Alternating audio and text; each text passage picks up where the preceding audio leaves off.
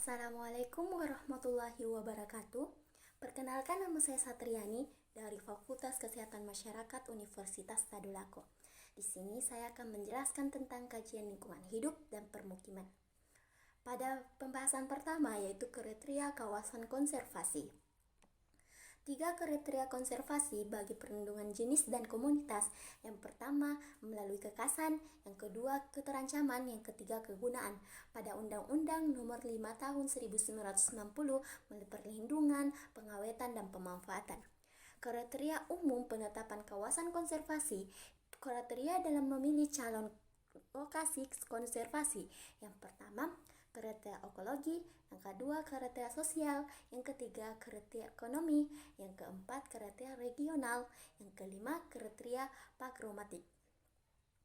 Peraturan Pemerintah Nomor 60 Tahun 2007 Jenis Tanaman Nasional Perairan, tujuan pengelolaan kawasan konservasi perairan yang mempunyai ekosistem asli dikelola dengan sistem zonasi yang dimanfaatkan untuk tujuan penelitian, ilmu pengetahuan, pendidikan, kegiatan yang menunjang perikanan yang bertujuan wisata perairan dan reaksi.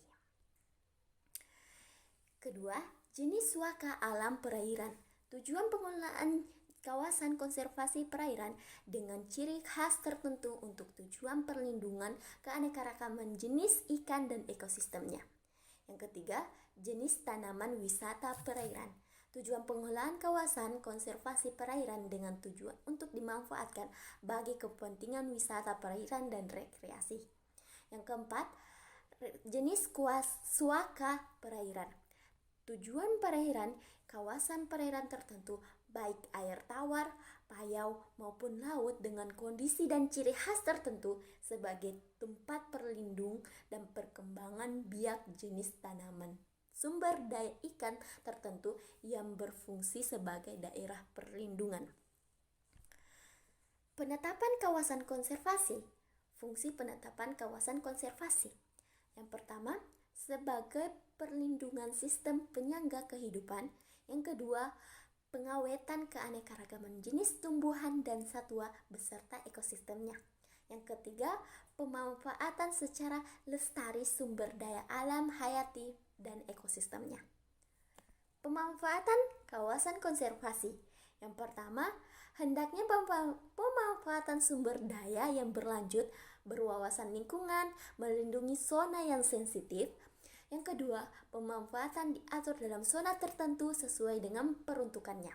Yang ketiga, sistem zonasi sesuai dengan RPP KSDI dan permanen pada tahun nomor 17 tahun 2008 pasal 31, terdiri dari zona inti, zona perikanan yang berlanjutan, zona pemanfaatan terbatas, dan zona lainnya yang sesuai dengan karakteristik peraturannya dan peruntukannya.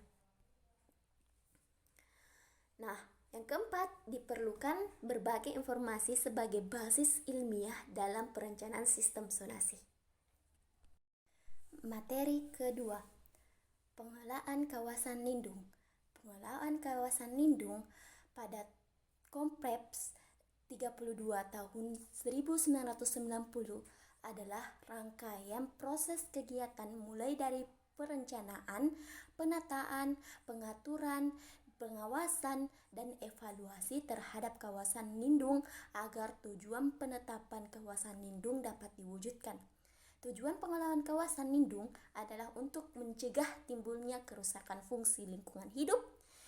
Sasaran pengelolaan kawasan lindung adalah mempertahankan dan menjaga fungsi lindung hutan terhadap tanah, air, iklim, tumbuhan, dan satwa, serta nilai sejarah dan budaya bangsa. Mempertahankan keanekaragaman tumbuhan, satwa, tipe ekosistem, dan keunikan alam. Dilihat dari fungsinya, pemerintah membagi kawasan lindung menjadi 4 bagian. Yang pertama, yaitu kawasan yang memberikan perlindungan kawasan yang di bawahnya. Yang kedua, kawasan perlindungan terhadap setempat. Yang ketiga, kawasan suaka alam dan cagar budaya. Yang keempat, kawasan ragam bencana alam. Materi ketiga, pengelolaan sumber daya alam dan pembangunan berlanjutan. Lingkungan hidup, kesatuan ruang dengan semua benda, daya, dan keadaan makhluk hidup termasuk manusia dan perilakunya yang mempengaruhi kelangsungan perilaku disiplin dan kesejahteraan manusia, serta makhluk hidup lainnya pada Undang-Undang Nomor 32 Tahun 2009. Sumber daya alam, segala unsur lingkungan, biotik maupun abiotik yang bermanfaat dan digunakan oleh manusia untuk mempengaruhi kebutuhan dan keinginannya, baik kebutuhan primer yang bersifat lahiriah, pangan, sandang, papan, kebutuhan sekunder yang bersifat insania atau estetika, maupun kebutuhan tersier, dan seterusnya yang lebih bersifat hobi atau perkembangan bakat. Klarifikasi sumber daya alam berdasarkan sifatnya yang tidak dapat diperbaharui seperti tembaga, besi, emas, batu bara, minyak yang dapat diperbaharui, hutan, hewan, air tanah. Sumber ekosistem, adanya keanekaragaman, adanya saling berkaitan dan saling ketergantungan, adanya keteraturan dan keseimbangan yang dinamis, adanya keharmonisasi dan stabilitas, adanya pemanfaatan dan produktivitas. Nah, tantangan abad ke-21 di Indonesia dalam pengelolaan sumber daya alam dan lingkungan hidup untuk menunjang program pembangunan berlanjutan. Yang pertama, peningkatan jumlah penduduk dan kebutuhan pangan. Yang kedua, semakin sempitnya luas kepemilikan lahan petani akibat konversi menjadi lahan permukiman dan industri, serta tingkat daya saing yang rendah. Yang ketiga, luas tanah semakin menyusut. Yang keempat, kekurangan sumber daya air dan penyebaran air. Yang kelima, luas tanah kritis meningkat berkisar dari penurunan suhu tanah hingga perluasan proses pengguguran.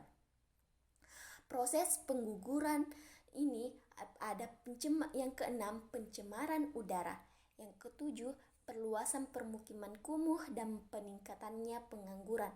Yang kedelapan, kesejahteraan kondisi ekonomi antara negara maju dan industri dengan negara yang sedang berkembang akan semakin jauh. Materi keempat membahas tentang dampak pembangunan.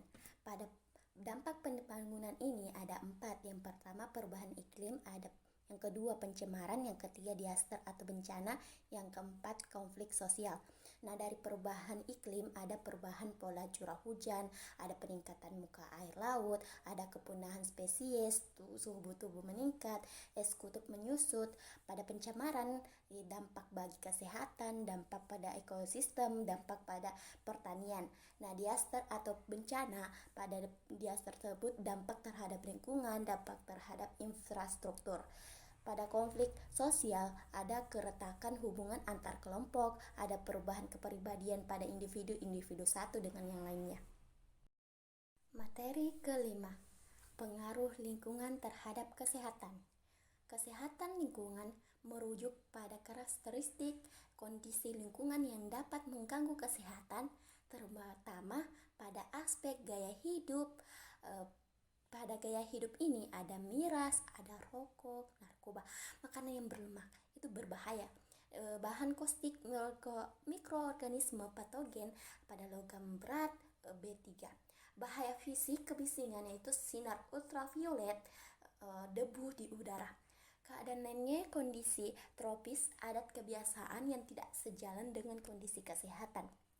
Tingkat perhatian terhadap kesehatan lingkungan yaitu best survival atau pengendalian wabah utama dan pengendalian minimal sanitasi makanan dan minuman, control of disease and industry, pengendalian penyakit endemis, gizi dan luka, efficient program, diet yang bagus, pemeliharaan lingkungan.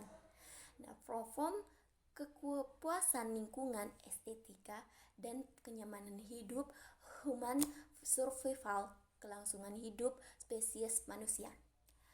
Usaha kesehatan lingkungan yaitu melalui sumber perubahan primer aktivitas manusia atau alamiah.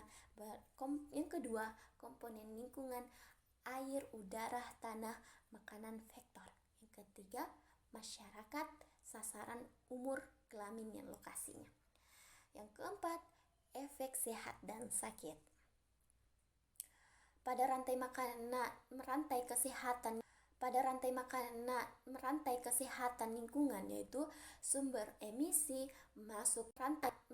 kesehatan lingkungan, yaitu sumber emisi masuk ke lingkungan, kemudian kepajanan terhadap manusia, kemudian masuk ke dosis internal, kemudian masuk ke dosis target organ, kemudian dosis efektif biologis, baru ke tusukan fungsi dan struktur. Yang masuk melalui menjadi efek klinis. Sekian, terima kasih. Wassalamualaikum warahmatullahi wabarakatuh.